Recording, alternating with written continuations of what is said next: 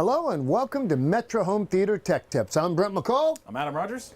And we are happy to have you here today on this wonderful Friday with the sun shining and humidity cooking. Yes, it is. It's very warm out today. What's our show today, Adam? Well, we have since graduated from Troubleshooting 101, and today we are now going into Troubleshooting 102. Ooh. Exactly. So today we're going to be talking about... Do I get a cap and gown? Well, because of the ongoing pandemic, of course, we have not. Oh, we're we're not skipping doing graduation. Yeah, we're skipping graduation Okay. this year. So yeah, everybody. So today, what we're going to be talking about is Troubleshooting 102. It's the little things, because in reality, the biggest things that we run into all the time is when you're going through, you have this massive project set up, and you have these very important, very overly engineered systems, and something doesn't work. And so your first thought goes to, well, it has to be this matrix, it has to be this processor, Or my it programming, has to be this programming, or something it has to be something. I've done. It has to be something like that. But today, we're going to go over the fact that it's probably not. It's probably the little things. Because how many times do we get phone calls? Well, rather, what's the percentage of phone calls do you think that we get? Legitimately 45 to 50% agree. that once we get drilled down into the system. Right. By the way, did you check this? Oh, yeah. Yeah, listen, I'll talk to you later. Yeah. Get off the phone real quick. That's okay. Not a problem. So We long get as we it. fix the problem, And right? We just here's want to fix it. The thing to realize is, it's not that we're that much smarter. We're just not on the job site staring at the forest. It's not right in front of us. We're able to step back a little bit and actually see the entire forest, whereas you're unfortunately right there in the trenches. You Staring at can that only tree. see the tree. So what we're going to be talking about today is specifically a couple things that we get phone calls about, but also we're going to be making fun of ourselves a little bit and some of the little things we that do we've it missed too. out. Yep, we do it all the time. In fact, even here in the lab, as we're doing some different tests of, whether it be an RMA that was returned to us that we're testing here, or a new product that was returned to us, we're here. We mess up starting every once fresh. in a while, and we're going to talk about it today. I mean, as anybody that's watching any of our broadcasts know, we can mess those up too. That's true. So one of the big things that we run into, and as crazy as this is, let's start at the wall, okay? How about that? We'll start at the wall and move our way into the system, okay? So, Brent, you get a phone call. The gentleman says, "I have no picture. This source device or this AVR or something like that. Whenever I send something through it, I don't get a signal, or I don't, But when I bypass it, everything is working fine." So initially, my thought goes to, well, maybe there's an EDID error, or there's something going on with an enhanced mode that needs to be turned off. Well, where should we start? Honestly, with the power cord. Power cord.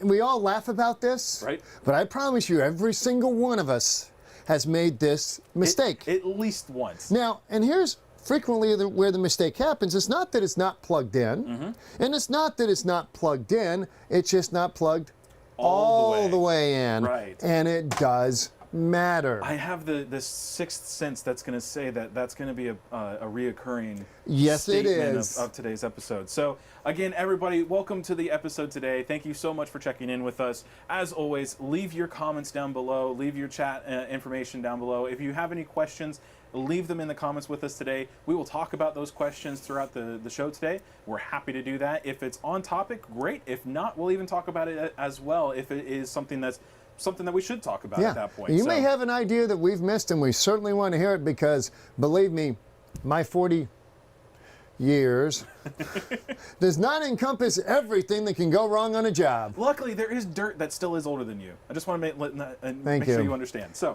all that to say, Under your fingernails? well, yeah. Anyways, moving on. So we see the issue with making sure that it's plugged in all the way. This is not for nothing. It happens. It happens a lot. So really, when we're talking about that piece, my recommendation is you run into a problem, and your first thought should be going to the other stuff, and that's fine. Go ahead, quickly scan over, make sure everything's good. But if after that quick scan you realize everything's fine there, where should I go next? And for me, it's the connections. Go ahead and just even unplug it and plug it back in and to force it all the way in. One of the things that people look at it and they wiggle it and it's like, it's fine, but seriously, go ahead, take it out. First off, it's always a good idea to do a reset anyway. Right. So, and it's possible it took a spike and it's locked up. I have a multi-channel amp from a manufacturer that's a reputable product, but periodically there's no sound. I walk out there and I look, and all the little LEDs representing each channel just going bing, bing, bing, bing, bing. Huh. And for whatever reason, the amp's locked up. I don't know why. It just is. Right. Power cycle fixes the problem, and I'm good for another 6 months. Now, could there be something downstream? Maybe there is. Sure. Yeah. But it could also just simply be a power flux that's locking up the processor. You could have a single strand One of that speaker strand. wire that's jumping across, Yep. and at a certain volume, it tricks that off, and then, and then you're However, screwed up. I can honestly say, being an old man, it doesn't get that loud anymore. Yeah. So. I'm sorry, what did you say? Leo. Huh? What? Leo, what type of HDMI cable? Is it is it by chance a fiber HDMI cable, or is it still a copper? Is it active? Is it passive? Put it down. Long or short? Longer. Well, put it down in the comments. We'll talk about that. So, he's got a question for us already, Okay. but we'll talk about that when he Starting responds. out of the gate, be sure to check your connections. Yep. Remember, measure twice, cut once. Mm-hmm. It's a good axiom. Yep. Go back to your connections. To the basics. So one of the things that we run into as well, and especially when it comes to the extenders and the terminations of the extenders. And I know we did an entire video on that, and I know we harp on it all the time whenever we have a chance to talk about the extenders. But again, it's the little things that cause a system to go down. So when we are looking at your terminations for your Cat 5 or Cat 6 extenders, you really want to make sure to take your time, do the correct type of termination, the T568B, 568A or B. A or B, because again, they're the same thing. The only difference is what leads, orange or green. Yep, and we have to make sure that we say something. So, And that's why we put B in the manual again. but just make sure your terminations are good. When you call us up and we're trying to do some kind of troubleshooting for it, we're going to ask you to re-terminate. It's going to happen. And if you re-terminate to begin with anyways before you call us, inevitably we're probably going to ask you to re-terminate those as well, because that's part of our troubleshooting process when you call into tech support. But We the point also is, may ask you to send us a picture of your termination. right. That tells us a lot, and it's, everybody, I've been doing this for 20, 25, 30 years, whatever it is you've been doing it. Right. We know we've done it the same way, and we still make the same mistakes. Yeah. And in theory, we should never make a mistake because we're the guys. We're the experts, right? Yeah. Well, and let's be honest about this. You and I were on the job site just a couple days ago. We were taking a look at something and trying to figure out what was wrong with it. And the thing is that it turned out being a termination. Yeah, it happens. It does. So the fact of the matter is that just go ahead, redo the termination. We're probably going to ask you to redo it anyways on the phone, or we're going to ask you how you did your termination. It's not because we want to ridicule or say you did it wrong or anything like that, but still, We just want a fresh boat. Exactly. So Now, while you have that in your hand, may I have that for Yeah. just a second? One of the things that does happen when you're looking at an RJ45 terminal, it's not uncommon when you compress it for this to get flattened out and lose its spring. right. Now, when this happens, it may not stay secure in the RJ45 receptacle. Right. And all it takes is just a little bit of movement and it drops out. Now, it doesn't matter if it's HD base T, non-HD base T extender, or an Ethernet cable. Yeah, if it's just doing a data So connection. one of the things you want to do after compression is just give a little pop of that, Not a lot, because if you go don't too wanna far break with it, it. you're going to break it off. but you yes. want to feel a good click Yep. when you plug it in. If you're not getting that click, there's a good chance you are not solidly connecting on that data stream. Yeah. Hey, Jimmy, how's it going? We got Jimmy on there from Hey, True Audio. hi Jimmy. Good to see you on there. We've got Kyle on there as well. And of course, Leo, thank you again for checking in. As always, everybody who's watching, thank you so much for watching. Put your questions and comments down in the chat section. If you are catching into this video after the fact and you have questions or comments, please feel free to put it down below. And as always, a like and a subscribe and even hitting that little bell notification really helps us out. Lets us know that we're doing what you want us to do. And if you have any ideas for future topics for us to talk about, put those down in there below as well, and we'll definitely talk about them. Don't forget to subscribe. And real quick, before we get too far, I'm going to flip over to our phone number and your email. Yes, my email's on here as well. So again, feel free to give us a call with any questions, 386-492-8584. And again, you can also email me. It's at adamr@metrohometheater.com. So, some of the other things that we run into. So now that we have gone from the wall to the device, let's talk about the device. Let's stay You at wanna the back up- wall you for a wanna go back second, a and little I'll bit? tell All you right, what you why. got? Because I watched Stuart spend an hour on a phone call with a gentleman one day, Okay. tech support on video surveillance. Yes. And go through all the usual stuff, and finally asked, sir, who is your internet provider? Yep. I don't have internet. Yep. Now, hopefully, a professional is not going to get caught in this. Right. But It happens. these things happen. Well, and let's look at it this way. You go on the job site, and it's your first time on the job site. You're just there to help a customer troubleshoot something, and you're going through and you're troubleshooting. And they say, I can't get my cameras on my phone, and you've never been on this job site before. You've not looked at the back of the gear. You don't know what they got. You just walked in the door, so the first thing you do is you take their phone, you take a look at a quick cursory glance at all the equipment that they have, and everything looks okay. So you go along with it, and sure enough, you don't have a connection. Well, what's going on? It's the little things. It's not always the device itself. It's not always the phone. It's, do you have internet? Or who is, a better way to ask that question. Who is your service internet provider? We don't want to go right out and say, do you really have internet? Or do you not? Are you just kind of, pulling my leg here? Ask them, who is your service provider? Do you have, if you don't have service, or is it your cell service? Is it a tower service? Is it a coaxial service? Is it cable service? Is it you get the idea. These things are important, not only for internet, but to make sure you actually have enough upload speed. Yes, which is also very important again, because if, especially when we're talking about surveillance systems, your upload speed is more important than your download speed in that aspect, because we're taking the video and we're putting it up to the cloud so that you can then view it on your phone or a tablet or something else later. Now, and on a not dissimilar note, it's not uncommon for us to get calls referencing a media streaming device, or Roku and Apple TV and Amazon. Well, all I see is the little swirling circle. A little loading symbol on Yes. it. Yep. So there must be something wrong with your cable or your extender, or No, probably not. And this happens. And again, this is not just consumers. People walk into a house without understanding the nature of the environment. Right. So one thing to take into account is the little pieces of the internet connection, of the wall connection.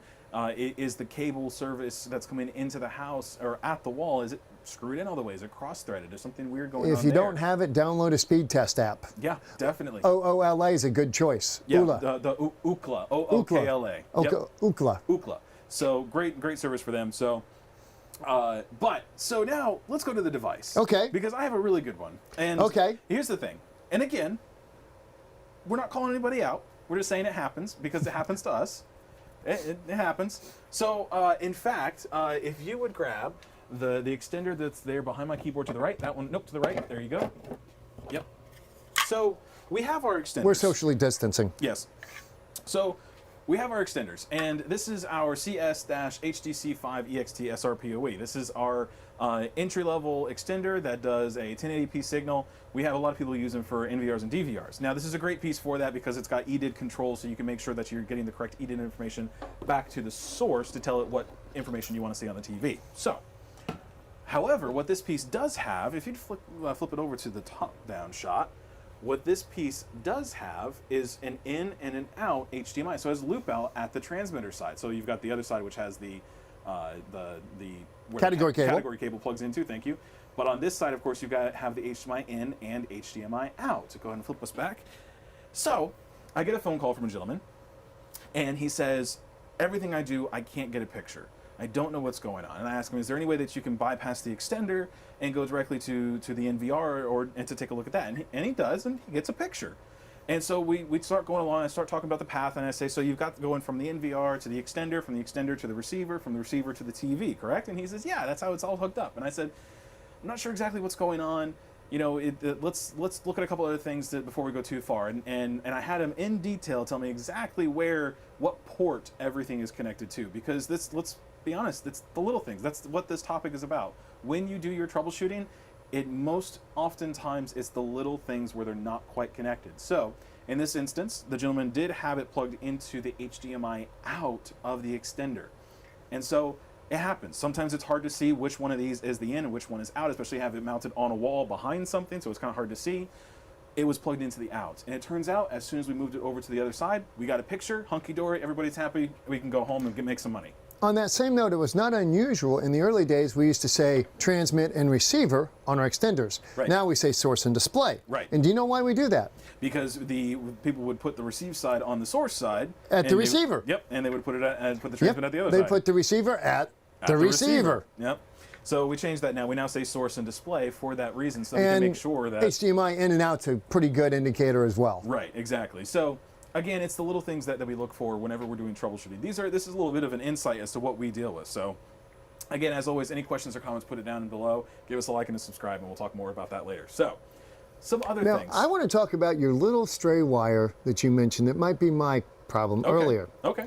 We don't sell amps, we don't sell receivers, but we do get calls pertaining to things having nothing to do with us. Sure, and we will help out And in those we're happy cases to help out as much as we anybody. can. Yeah.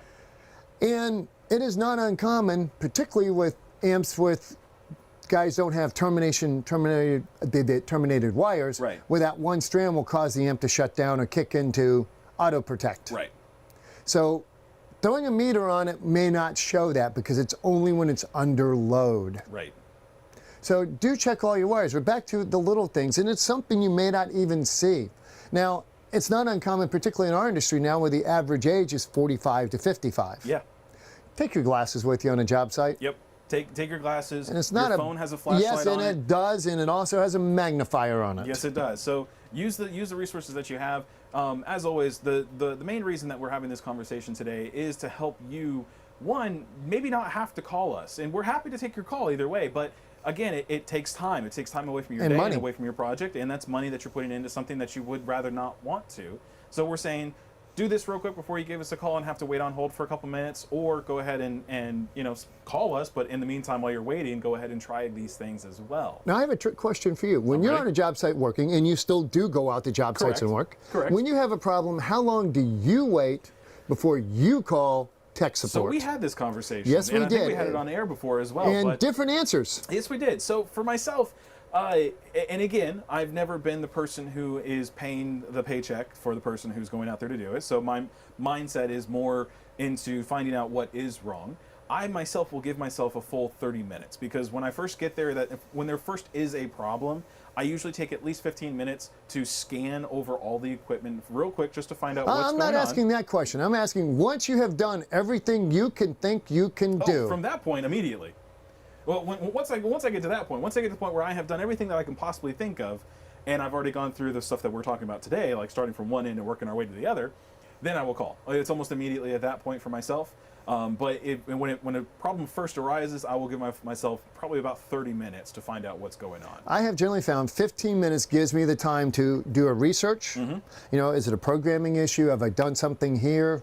And let's face it, 9 times out of 10, it's probably, you assume it's something you've done. I did. I put the wrong, one when there should have been a 0. Yeah, and it happens. We've all been there, particularly in programming. Yeah. I give myself 15 minutes. If I cannot beat it in 15 minutes, at that point, I'm losing money. Right.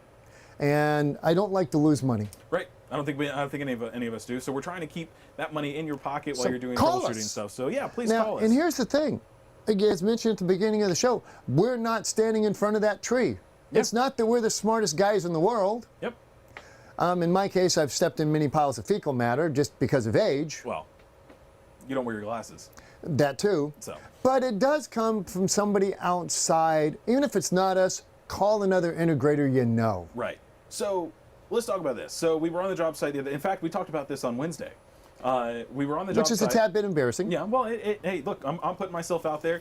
Everybody who's watching, if you've done something similar, go ahead and put it in the chat below. We'll talk about it. I'm doing it here so you guys can see that this is something real that we want to talk about, and it all happens to all of us. So we're on the job site the other day. You're sitting on the couch. Doing my best. I'm just putting, Oh, making yeah. sure we set Watching. the scene. I'm setting the scene here to make sure everybody knows what's Comfortably happening. sitting on the couch. I'm on the ladder behind the TV. He's sitting on the couch. Okay. Moving on. So we get. I get everything the hooked glory, up. he does the labor. We get everything hooked up, and we're using our CS-D2D. This is our converter from digital to digital for audio. So it converts it from coaxial to Toslink, or from Toslink to coax. We were sending the output, digital output from an Xbox One X Yep. down to a distribution matrix in the basement. Right. So we had to convert it there at the TV or at the Xbox so that we could go and get it downstairs. So, well, here's what happened. Got everything hooked up. What happened was, got everything hooked up. What had happened?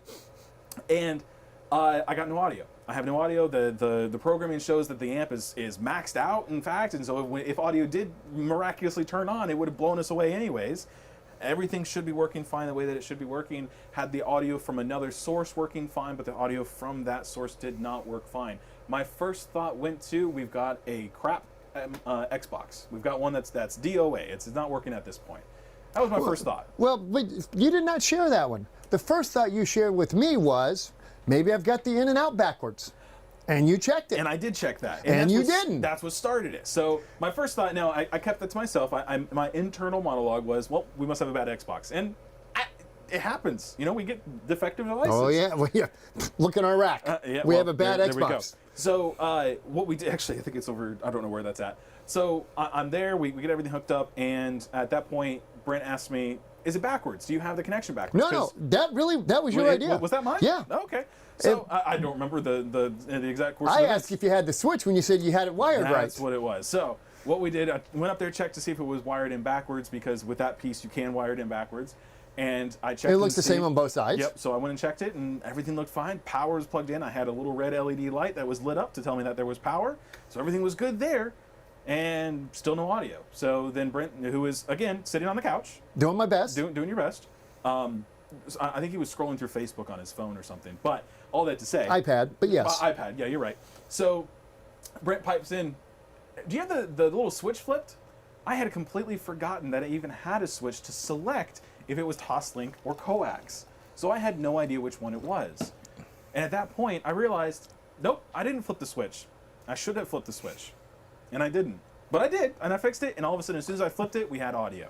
So Actually, he said turn the volume down. I did say turn the volume down. Yes, I did. I turned the volume down, flipped the switch, and then we had audio. And it was really great sounding audio, and it was great. But again, it's the little things that we run into. We just want to remind you that it's okay that it's the little things. It's just, like you said, 45 to 50% of the time that we get a phone call, it winds up being those little things, those connections.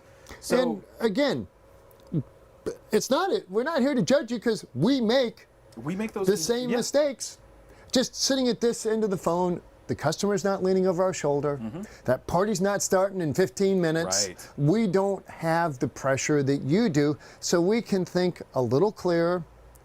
And we're not so focused on something that's our fault, because the switch is, but it isn't. Right. So here's the thing. You had a call about a gentleman. Not this piece. Not this piece was the specifically, AIO. but it does have what this is. So with our AIO, the power supply for it, it's a barrel connector power supply. Standard 3.5 millimeter barrel. Right? Not 5 millimeter. 5 millimeter. We'll switch the camera here real quick so you guys can see. So this is not the device, but this just to show you Same plug. that same power plug right there. And you go through all the steps of what's Yeah, going and on. I asked him, is it plugged in? Yes. You've done this, you've done this. It's like, I got to be honest with you, it sounds like it's a defective AIO2. Right. Now, we don't, as a rule, get defective AIO2s. Right. And I said, do you have another one? He said, yes, I do, because I was putting in another part of the house, because I'm prepping for the issues that we know happen with 4K and HDR. Right. Okay, go get it. He goes and gets it, and as he goes to pull the power cord out, he realizes It wasn't plugged in. it all the wasn't way. inserted. He pushes it in. It looked like it was plugged in. Yeah. He pushes it in, and suddenly, boom, Everything's working. everything's working. So- yeah. Yeah. Talk to you later. Click. Here's the thing. Out of all of this, I think what the main part of this that it comes down to is the simple fact that one thing that you should do in your troubleshooting steps as you're going through and like we talked about in Troubleshooting 101, start from one side and work your way to the other, or start at the other side and work your way back. Doesn't matter which way you decide to work from, but along the way, unplug it, plug it back in. One, because it's good to reboot devices, but also maybe it's not seated correctly. By unplugging it and plugging it back in, you're ensuring that you have everything seated in there correctly and working the way that it should. Power, HDMI, Ethernet, speaker wire, RCAs, Toslink, any type of connection that you have available at that point should really be the thing that you unplug and plug back in. And I know that you just went through, especially with like an AVR, which has, 10, 20 different connections at any one time, you could be there for just a little bit going through all those connections. Let's talk about that real quick. It is not uncommon for AVRs to have programmable names on the inputs. Just because it says DVD now may not match the DVD port on the back of the AVR. Right. And this is something, especially when you are not the first person on the job site. Let's say you're coming in after a coworker or you're coming in after another dealer, because they may have gone in there and through programming changed the name of something. Especially Sony does this a lot. And Denon and Marantz. Yes, they do. So you can go on there and you can change the name of it. Well, here's the thing: if you're saying it says DVD, well, you plug it into the one that says DVD on the back of the AVR. You press the DVD, button on say Control 4, Crestron, whatever it is you're using, and it switches over to a different input. And you're racking your brain trying to find out what it is that's wrong about it. Yeah, what have I done in programming? Is it something, It's nothing you've done. They've changed the name. Right. I had a call yesterday at the beach house working. Had a call yesterday. It was projector, AVR, and sources. Right. And it was intermittently dropping out. Now, it turned out that the display did not properly support HDR. Right. Which is always iffy in a projector anyway because it's a light source. Yeah. So what I had him do was go in and turn off the enhanced mode on all the devices, and the thing just became rock solid simply because in a display that cannot properly support HDR, when it sees that metadata, it doesn't know what to do. But if the AVR is set to enhance, the source thinks the entire chain is set to enhanced. Right. So you have to look at everything down the line, and as soon as you throw a non-enhanced device into it, i.e. a cable box, the whole thing just gets tossed up in the air. Exactly. Which is one of the few exceptions to this is Sony, which allows direct input. Yes. Adjustment, most do not. Correct. So Brent, we're kind of running to the end of our show today. Do you have any other examples that we can talk about? Preferably one where you've screwed up. Putting my foot through the ceiling, cutting the wrong wire, bad quotes. Bad quotes. Oh man, that should be a topic all on its own. That should be a direct burial wire with the fluid in it, where I brought the coax in from above. Yep. And it just dripped all over the can. Yep. Learn my lesson. So guys, and again, a lot of this comes from experience of actually doing it yourselves, of actually getting out there and doing the work and whatnot. But the nice thing is the fact that we are here to help. I have not as many years as Brent has with experience, but Brent is here with his experience. We have Stuart in here as well, and Lewis as well for any kind of support. The other nice thing about the fact is that we have contacts in the industry that we talk to on a daily basis. All the major manufacturers out there, and some of the smaller ones. Right, and so we're out there, and if you run into a really, really odd problem, again, we're going to start with the little things. We're going to start on one side and work our way to the other. Again, and it may be something you've already done. Right. And we're not questioning your skill set. We just have to get to the same point you got to. Correct. And it's one of those things where we can make sure on ourselves, because we're going through our own checklist. We're not going through a checklist on a screen like some other tech support does. However, we are going through our own mental checklist of our own methods that we use to do that. When you see the whiteboards like this, we're out here drawing on the whiteboards. In my office is an 8-foot by 4-foot whiteboard. Yeah. So when I'm on the phone with you, I am literally diagramming your system out, and I'm going to ask, okay, is there an extender? Because it's amazing what people forget to tell you. Yeah. Oh yeah, there's a splitter in another TV. 45 minutes we've had this conversation. Now you share that? Yeah. Because that's the problem. Yeah. Or, whatever. Again. Yeah. And when you call us up, let us know the entire layout of everything, and we'll draw it out on the board or keep track of it somewhere else. And then we'll go through it with you again just to make sure, because every once in a while we'll do that. We'll have an issue come up and we'll say something doesn't seem right. It feels like there's something missing. Here. Go ahead and let's walk through this again. I'm going to tell you back what you told me, just to make sure we have everything. And the thing is that every once in a while that one device that's missing is the problem. So guys, thank you for checking in with us today. Have a wonderful weekend. Yeah, have a great weekend. It's now Friday. It's the world's starting to open back up again. Yep, things are starting to get back together a little bit here. We're still social distancing here at Metro Home Theater Group. We're still trying to do our best for everything with that. Check in with us next week. We're going to be talking about bandwidth on Wednesday. This is a big one. This is a big one because we want to go ahead and talk about HDMI and bandwidth requirements on HDMI, but I would also like to take it one step further, and I would like to talk about bandwidth that's necessary for fiber, as well as bandwidth that's necessary, capabilities, bandwidth capabilities of fiber, as well as category wire. I would love to talk about that next Wednesday, so we can see what are we in for as we move forward and how do we go in the there. World. Exactly. So, Guys, again, thank you for checking in with us. As always, go ahead and leave your comments down in the comment section. If you have anything for the chat, go ahead and leave it there as well. If you have any ideas for shows that we can do, leave that information down below. You can always call me if you want to flip that over at the phone number there. You can always call me at the 386-492-8584, which is our tech support line here, or you can email me, adamr@metrohometheater.com. Brent, how can they get hold of you? My phone number is 386-846-7264, and that is available from 8 a.m. to 10 p.m. 7 days a week. I take my calls even when I'm not here. Or they can email me at brentm@metrohometheater.com. Right. Reboot early. Reboot often. I'm Brent. I'm Adam. Have a great weekend. Thank you.